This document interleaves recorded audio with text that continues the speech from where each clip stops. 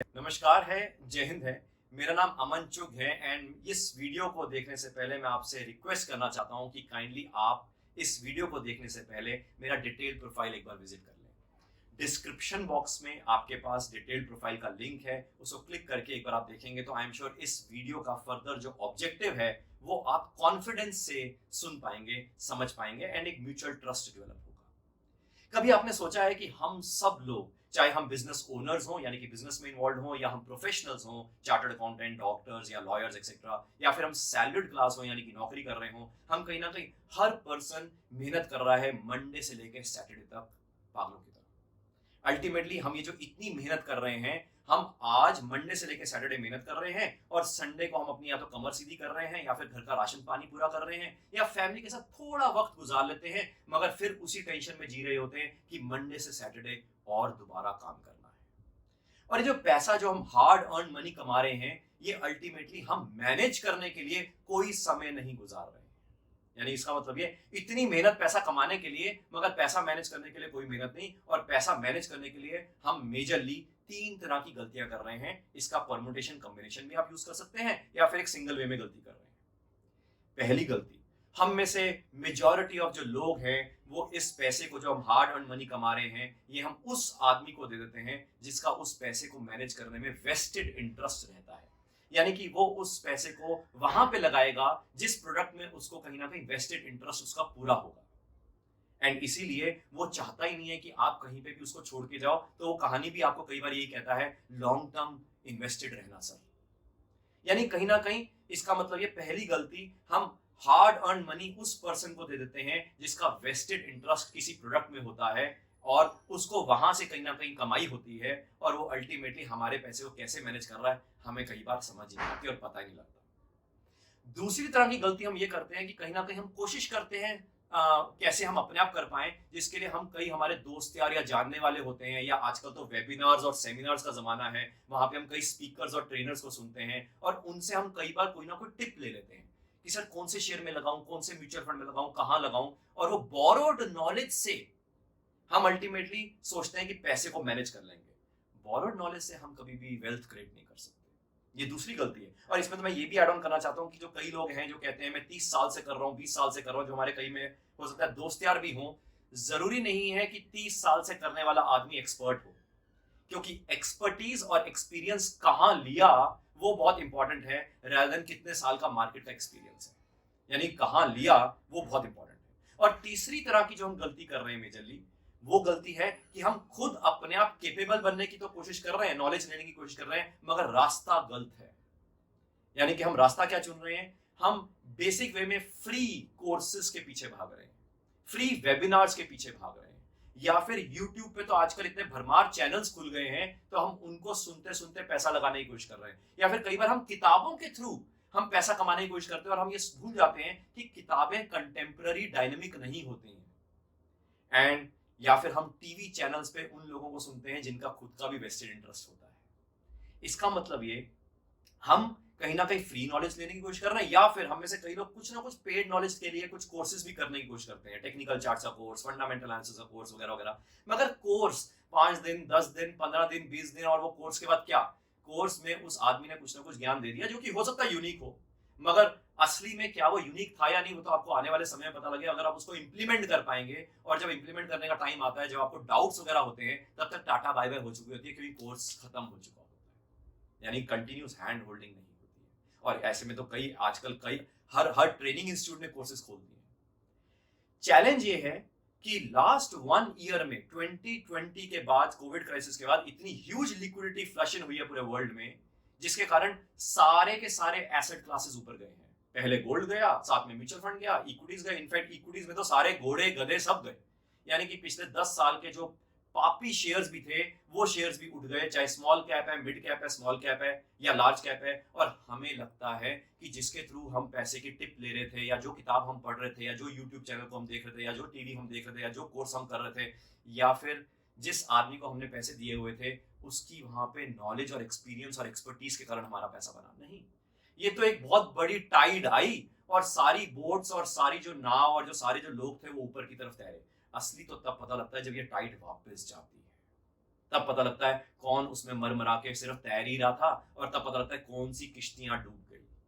यानी कि इसका मतलब ये, कहीं ना कहीं हम पैसे मैनेज करने में गलतियां कर रहे हैं, और इसीलिए ऐसा होता है कि जब हम पैसा कमा रहे होते हैं, हम यही मुंगेरी डाल के सपने ले रहे होते हैं कि वन फाइन डे मैं बहुत जल्दी रिटायर हो जाऊंगा और उस पैसे को मैं और फर्दर वेल्थ जो मैंने क्रिएट कर रखी होगी उसके बेसिस में अपनी लाइफ एंजॉय करूंगा। मगर रियलिटी चेक तब आता है जब वो साल आता है जब हम रिटायर हो चुके होते हैं या होने वाले होते हैं, या हम अर्ली रिटायरमेंट प्लान कर रहे होते हैं, और हम देखते हैं कि पैसा तो जुड़ा ही नहीं यार।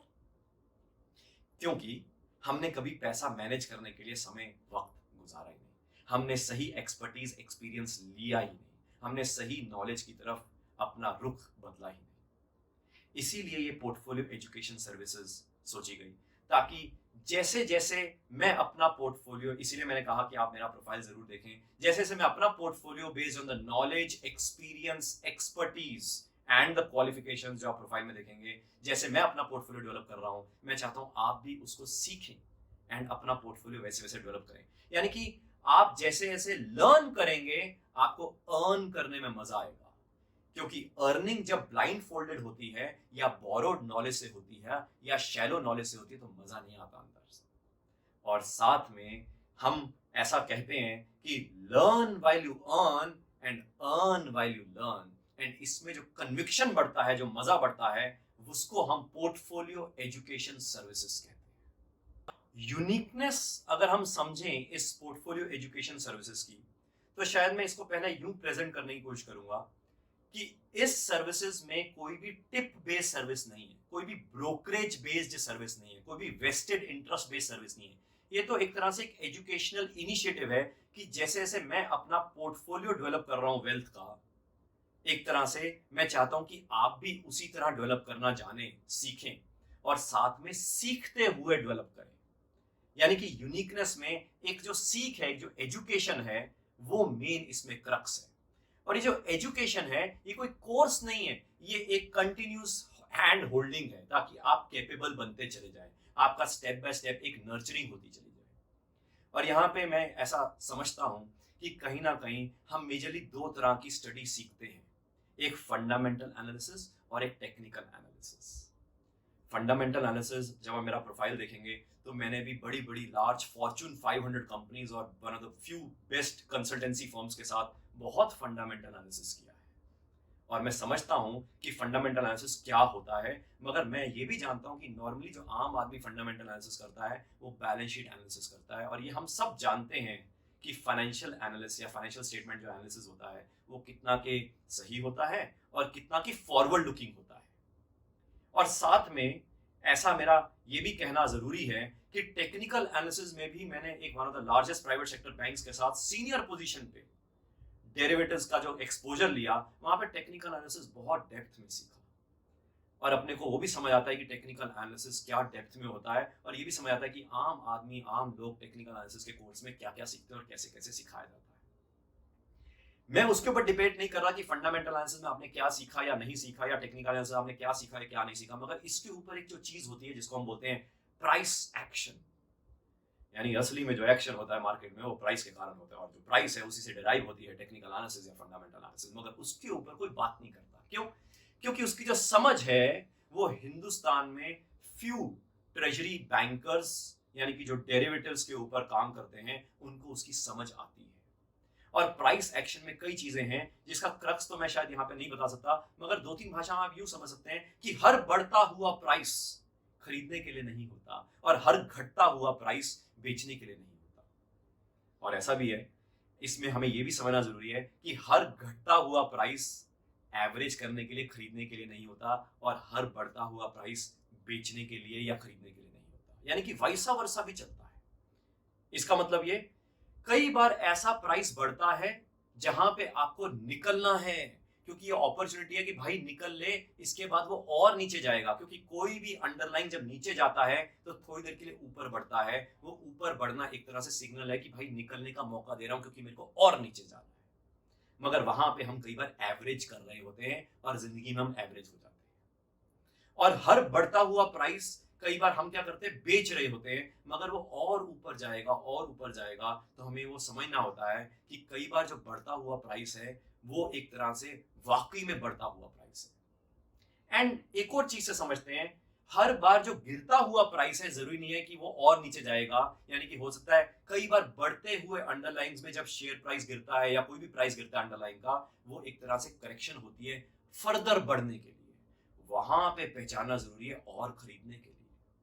मगर हम क्या करते हैं, जब कई बार बढ़ता हुआ प्राइस होता है हम बेच देते हैं, और जब उसके ऊपर फिर चले जाता है हम फिर बड़ा अफसोस मनाते हैं और उसके ऊपर जाके फिर खरीदते हैं और वो प्राइस फिर करेक्ट हो जाता है। यानी कि प्राइस को पहचानना कि ये बढ़ रहा है और जो घट रहा है ये किस दिशा में है ओवरऑल, एंड यहां पे कैसे कैसे मैं इसकी अपॉर्चुनिटी को यूज कर सकता हूं, ये प्राइस एक्शन है। और प्राइस से ही टेक्निकल एनालिसिस बना है, प्राइस से ही फंडामेंटल एनालिसिस बना है। और खैर फंडामेंटल एनालिसिस में जो बाकी सारी चीजें हैं वो भी हम पोर्टफोलियो एजुकेशन सर्विसेज में कवर करते हैं। पोर्टफोलियो एजुकेशन में फंडामेंटल में ग्लोबल फाइनेंशियल मार्केट्स और ग्लोबल इकोनॉमिक वर्ल्ड में जो जो हो रहा है उसको हम आसान भाषा में छोटी छोटी ऑडियोज के थ्रू ऐप बेस्ड नॉलेज देने की कोशिश करते हैं, इमेजेस के थ्रू, ऑडियोज के थ्रू, मैसेजेस के थ्रू, ताकि आपको कंटेम्पररी फंडामेंटल नॉलेज मिले। और साथ में प्राइस एक्शन को हम रेगुलरली ऑब्जर्व करते हैं, सीखते हैं, और वीकली वेबिनार्स में हम उसको अंडरस्टैंड करते हैं, जो भी हमने अंडरलाइंस के ऊपर पोर्टफोलियो को डेवलप कर रहे हैं उसमें जो डाउट्स, क्वेरीज रहती हैं। और कई बार हम ये सोचते हैं कि हमारे पास समय नहीं है, तो इसमें मैं आपको ये कहना चाहता हूं कि हर रोज का सिर्फ 15 मिनट हमें लगाना है और वीकेंड में सिर्फ आधा घंटा लगाना है। इतना समय तो हम अपने पैसे को मैनेज करने के लिए लगा ही सकते हैं, जहां पे हम सीख भी रहे हैं और मैनेज करने के काबिल भी हो रहे हैं। यानी कि 50 minutes daily and 30 minutes over the weekend is what is required to understand the price action, and price action के साथ साथ बट ऑब्वियसली फंडामेंटल जो नॉलेज आपको मिल रही है। एंड जब कभी आपको लगता है कि आने वाले समय में मेरी नॉलेज बढ़ रही है, तो आप हमारे साथ एक बार टेक्निकल एनालिसिस का कोर्स भी करके देखिए। साल में एक ही बार करते हैं हम, मगर एक डिफरेंट वर्ल्ड होता है। यानी कि ये यूनिकनेस है पोर्टफोलियो एजुकेशन की, एजुकेशन के साथ साथ पोर्टफोलियो डेवलप करना। और एजुकेशन जो है वो सिर्फ नॉलेज नहीं है, वो साथ में एक्सपर्टीज के साथ, प्राइस एक्शन के साथ आपकी हैंड होल्डिंग है। पोर्टफोलियो एजुकेशन सर्विसेज में मेजरली हमारे पास 3 तरह की सर्विसेज हैं, एक सिल्वर, एक गोल्ड, एक प्लैटिनम। सिल्वर में मेजरली हम 2 तरह के पोर्टफोलियो को डेवलप करते हैं। एक पोर्टफोलियो है जिसमें हम जैसे म्यूचुअल फंड में सिप लगाते हैं ना, इसमें हम स्टॉक्स में सिप लगाते हैं। कई एडवांटेजेस हैं, और stock SIP is always and any day better than mutual fund SIP. And इसके क्या क्या एडवांटेज हैं उसके लिए आपको एक वीडियो यहाँ पे डिस्प्ले हो रही है, आप उसको क्लिक करके प्लीज जरूर देख लेना। स्टॉक सिप यानी कि रेगुलर इनकम जो हमारे पास आती रहती है, उसको रेगुलरली हम इन्वेस्ट करते रहे, ताकि धीरे धीरे करके हम स्टॉक्स के सिप में एक तरह से पोर्टफोलियो को अपना डेवलप करते रहे। एंड दूसरे तरह का पोर्टफोलियो स्टॉक चर्निंग। चर्निंग का मतलब आप अगर ध्यान से ऑब्जर्व करेंगे, कोई भी अंडरलाइन कोई भी शेयर ऐसा नहीं है कि बढ़ता चले जाएगा। यानी कि हम जो कहते हैं कि लॉन्ग टर्म, ऐसा है कि हर शेयर, हर अंडरलाइन एक रेंज प्राइस में रहता है, एंड उस प्राइस में वो बार बार कूदता रहता है। यानी कि इट इज इंपॉर्टेंट कि उस रेंज प्राइस में हम 2-3 बार उसकी जर्नी ले पाए और उसको समझें साथ में स्टॉक जर्नी में। इनफैक्ट कई ऐसे शेयर्स हैं जिसमें लॉन्ग टर्म में कई सालों में वो वापस उसी प्राइस पे आ गए जिस प्राइस पे वो शायद शुरू भी हुए थे। एंड ऐसे कई शेयर्स हैं, आप अगर आराम से ऑब्जर्व करेंगे तो कई ऐसे शेयर्स हैं जिसमें theory of long term fail होती है। एंड इनफैक्ट मैं तो शायद ये भी कहूंगा कि अगर 4-5 साल कोई शेयर उठ नहीं रहा और बाद में फिर बढ़ रहा है, तो 4-5 साल की पेशेंस कहां से लाओगे, क्योंकि आपने अपॉर्चुनिटी लॉस भी तो कर रहे हो। तो it is always about right time, right term, जिसको मैंने कहा स्टॉक चर्न करते रहो, क्योंकि हर बार, हर जमाना पर्टिकुलर एक शेयर का नहीं होगा। कभी मारुति बढ़ेगा, कभी महिंद्रा एंड महिंद्रा बढ़ेगा, कभी इंफोसिस बढ़ेगा, कभी टेक महिंद्रा बढ़ेगा, कभी फार्मा सेक्टर बढ़ेगा, कभी आईटी सेक्टर बढ़ेगा, कभी आईटी सेक्टर बढ़ेगा, कभी ऑटो सेक्टर बढ़ेगा। यानी कि हर बार सेम सेक्टर नहीं बढ़ता और हर बार सेम सेक्टर में सेम शेयर नहीं बढ़ता। इसलिए जो थ्योरी ऑफ लॉन्ग टर्म है उसको मैं थोड़ा चेंज करता हूं। नॉर्मली जिनका वेस्टेड इंटरेस्ट होता है, जो चाहते हैं कि आप उनको छोड़ के मत जाए, वो कहते हैं stay invested for long term, क्योंकि उसका इंटरेस्ट है कि उसको उसमें वेस्टेड इंटरेस्ट मिलता रहे। मगर मेरा कहना है stay invested for long term but not in the same asset class and not in the same investment product. आपको उसको चर्न करना समझना चाहिए। हर बार गोल्ड नहीं बढ़ता, हर बार सेम तरह का रियल एस्टेट नहीं बढ़ता, हर बार सेम तरह का सेक्टर नहीं बढ़ता, हर बार सेम तरह का शेयर नहीं बढ़ता। ये आइडेंटिफिकेशन जो नॉलेज है, इसको हम एक लिमिटेड मात्रा में स्टॉक्स की तरफ हम स्टॉक चर्निंग में सीखते हैं और उसको कमाने की कोशिश करते हैं। ऐसे गोल्ड में जहां सिप तो है ही स्टॉक्स का, साथ में चर्निंग तो है ही स्टॉक्स का, मगर साथ में हमने कुछ एड ऑन बेनिफिट्स करे। इसमें हमने टू वे कम्युनिकेशन कर दिया कि अगर आपको कोई पोर्टफोलियो में कोई आपके और कोई शेयर्स भी हैं जिसमें आपको लगता है कि आपको कुछ गाइडेंस लेनी है, तो आप टू वे कम्युनिकेशन पूछ सकते हैं। मगर सिल्वर में आप टू वे कम्युनिकेशन नहीं है, जो मेरी तरफ से कम्युनिकेशन है आप वो समझ सकते हैं। हालांकि कोई क्वायरीज हैं वो हम वीकली वेबिनार में लेते हैं, मगर उसमें कोई शेयर स्पेसिफिक क्वायरी नहीं लेते जो आपके शेयर्स के रिलेटेड होगी। मगर पोर्टफोलियो एजुकेशन जो गोल्ड है, वहां पे आपकी जो स्पेसिफिक क्वायरीज हैं वो आप पूछ सकते हैं। एंड साथ में इसमें दो तरह के और पोर्टफोलियो है। एक है स्टॉक स्विंग, यानी कि झूला होता है ना, झूला स्विंग, उसमें क्विक प्रॉफिट अपने को पता है 3 से 5% बनेगा। वो झूला भी एक तरह से लर्निंग को और ऑगमेंट करता है, बढ़ाता है। और एक है स्टॉक वेल्थ, यानी कि over a period of time हम कैसे वेल्थ क्रिएट करें, बट याद रहे not with the same asset class, not with the same share. यानी कि उस शेयर को हम एक तरह से चर्निंग में जहां हम 5-10% का प्रॉफिट लेके निकलते हैं, तो वेल्थ में हम एक तरह से उसकी पूरी राइड लेने की कोशिश करते हैं, जब तक हमें लगता है कि उसका पूरा ट्रेंड ना चेंज हो जाए। यानी कि हम पूरे ट्रेंड के ऊपर सवार होने की कोशिश करते हैं। वहां पे हम स्टॉक वेल्थ हमने इंट्रोड्यूस किया। और साथ में इसमें हम डॉलर रुपी की बात करते हैं, यानी कि कई बार आपको करेंसी में भी गाइडेंस चाहिए होती है, dollar rupee, euro, pound etcetera. और उसके अलावा कई बार ऐसा भी होता है कि हमारे को एक हैंड होल्डिंग चाहिए होती है पोर्टफोलियो के बाकी एस्पेक्ट्स पे, जैसे रियल एस्टेट के ऊपर, म्यूचुअल फंड के ऊपर। क्योंकि अगर हम कई बार म्यूचुअल फंड के भी शौकीन होते हैं, मगर सेम म्यूचुअल फंड हर बार नहीं चलेंगे, हमेशा के लिए सेम म्यूचुअल फंड स्कीम्स नहीं चलेंगी, वो भी आपको चर्न करनी चाहिए, जिसमें हम गाइड करने की कोशिश करते हैं। यानी कि पोर्टफोलियो एजुकेशन गोल्ड में और वाइडर हो गया, आप पूरे पोर्टफोलियो के ऊपर गाइडेंस ले सकते हैं। हालांकि आप सिल्वर हो या गोल्ड हो या प्लैटिनम हो, अपना पोर्टफोलियो आप रिव्यू करवा सकते हैं, जिसके बारे में डिटेल्स ऑलरेडी आपके पास यहाँ पे शेयर कर रखी है हमने। प्लैटिनम में जो आपका फैमिली है, फैमिली ऑफ 4, वो उसको हम एक तरह से पूरी सर्विसेज को हमने प्लैटिनम बना दिया, ताकि आप हर एक का इंडिविजुअल पैसे मत दो, आप एक तरह से प्लैटिनम में एक लमसम पैकेज दें। पोर्टफोलियो एजुकेशन किस किस को चाहिए? हर एक को चाहिए। आप बिजनेस कर रहे हैं, पैसा कमा रहे हैं, पैसा कमा रहे हैं, तो अल्टीमेटली मैनेज करने के लिए चाहिए ना। समझेंगे नहीं तो मैनेज कैसे करेंगे? अगर आप प्रोफेशनल हैं, पैसा कमा रहे हैं, पैसा कमा रहे हैं, मैनेज कैसे करेंगे जब तक समझेंगे नहीं? और अगर आप सैलरी क्लास हैं, एक और एडेड एडवांटेज है, कब तक नौकरी करेंगे? वन फाइंड चाहेंगे ना कि किसी हसीन वादियों में सेटल होने के लिए कुछ ना कुछ ऐसी कला आ जाए कि मैं अपना ही पैसा मैनेज करना सीख जाऊं। तो इसमें ये भी इनिशिएटिव है। और कई हमारे पास इंडस्ट्री के CXOs और इंडस्ट्री के जो सीनियर लोग हैं जो नौकरी कर रहे हैं, उनका वही सपना पूरा करने के लिए वो एक तरह से पोर्टफोलियो एजुकेशन में जुड़ रहे हैं। एंड इसमें बेस्ट पार्ट यह है कि हमें अपनी नेक्स्ट जनरेशन, जो हमारे बच्चे हैं, अगर वो बच्चों को हम फाइनेंशियल मार्केट्स में यंग एज में डालेंगे, उतनी ही उनकी मैच्योरिटी बढ़ेगी वर्ल्ड की मार्केट्स के ऊपर एंड इस शेयर मार्केट जो इमर्जिंग मार्केट है। तो मुझे लगता है कि हमें अपने बच्चों को भी पोर्टफोलियो एजुकेशन सर्विसेज की तरफ जल्द से जल्द डालना चाहिए। हालांकि बच्चों के लिए, किड्स के लिए, 12 से 21 साल वालों के लिए हमने एक सेपरेट इनिशिएटिव शुरू किया जिसका नाम है सारथी, जो कि एक तरह से मार्केट्स की नॉलेज है, मगर शेयर मार्केट की पर्टिकुलर एजुकेशन नहीं है। पहले आप सारथी के साथ शुरू कर सकते हैं अपने बच्चे को, जिसके बारे में एक तरह से वीडियो का लिंक भी अवेलेबल है, डिस्क्रिप्शन बॉक्स में भी अवेलेबल है। आप सारथी में कनेक्ट कर सकते हैं एंड गोइंग फॉरवर्ड में भी आप अपने बच्चों को सारथी से पोर्टफोलियो एजुकेशन की तरफ लेकर आ सकते हैं। एंड आप सारे लोग भी, हो सकता है कईयों का शौक ना हो मार्केट के बारे में, शेयर मार्केट के बारे में, मगर नॉलेज के बारे में तो शौक रखते हैं, जैसे इकोनॉमी है या मार्केट्स है, तो उसके लिए आप फाइनेंशियल मार्केट एजुकेशन देख सकते हैं, जिसका डिस्क्रिप्शन लिंक आपके पास अवेलेबल है। I think towards the end मैं सिर्फ यही कहना चाहता हूं कि अगर आपको लगता है कि मेरा प्रोफाइल वर्थवाइल है, एंड अगर आपको लगता है कि ये जर्नी वर्थवाइल है, while you are earning you learn, while you are learning you earn, यानी पोर्टफोलियो एजुकेशन के तहत, तो आप at least 3 months preferably gold version लेके देखिए। बट ऑब्वियस है, अगर आपको लगता है नहीं मेरे को सिल्वर से शुरू करना है, तो वो चॉइस आपकी है। तो शायद आप 3 month silver and then maybe you can upgrade to gold. But 3 months अगर आप गोल्ड से शुरुआत करते हो तो एटलीस्ट आपको एक डिफरेंट थॉट प्रोसेस दिखेगा। और पॉइंट ये है कि हम कहीं ना कहीं इतना पैसा लॉस में कर देते हैं, और इतना पैसा जो वेस्टेड इंटरेस्ट वाले लोग हैं वो हमसे कमा के ले जाते हैं, मगर कहीं ना कहीं हम अपने थोड़े से पैसे को investment for our own education and knowledge नहीं कर सकते। और अगर आपको लगता है कि मेरे प्रोफाइल से बेटर कोई और प्रोफाइल है जो आपका पैसा मैनेज कर रहा है, या आपको लगता है कि आपके पास ऑलरेडी उससे better knowledge, understanding, expertise and experience है, तो फिर इसको ज्वाइन करने की कोई ज़रूरत नहीं है। क्योंकि मैं चाहता हूं कि जो भी आप चूज करें उसको आप अपने पैसे को अल्टीमेटली मैनेज करने के लिए करें। क्योंकि इतनी मेहनत जो आप मनी मेकिंग में कर रहे हैं, मनी मैनेजमेंट में नहीं करेंगे, तो कहीं ना कहीं जो टाइम गैप है जो आप पैसा बनाने में लगा रहे हैं वो एक्सटेंड हो जाएगा, एंड मुझे लगता है कि जो आपकी मेहनत है वो कहीं बेकार ना चली जाए। आई होप ये मैसेज क्रिस्टल क्लियर जाता होगा। इसी के साथ थैंक यू है, नमस्कार है, जय हिंद।